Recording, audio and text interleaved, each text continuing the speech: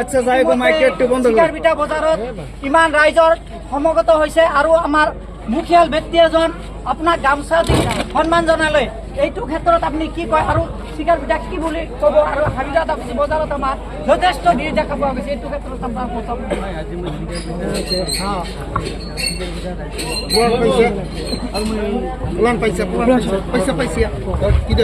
নিৰ্বাচন বুলি নহয় চিৰদিনগত মই ৰাইজৰ ভাষা থাকিব পাৰোঁ আৰু আগতে মই ৰাইজৰ ভাষা থাকি ভাল পাওঁ আৰু যিখিনি সঁহাৰি পাইছোঁ যথেষ্ট সঁহাৰি পাইছোঁ আৰু এই যিখিনি সঁহাৰি পাইছোঁ মই চিৰদিন চিন্তিত হৈ থাকিম আৰু এইটো মই কেতিয়াও পাহৰি নাযাওঁ আৰু আপোনাৰ কাৰণে ইমান লেট কৰি আছে পাব্লিক ইমান সময় ধৰি থিয় হৈ আছে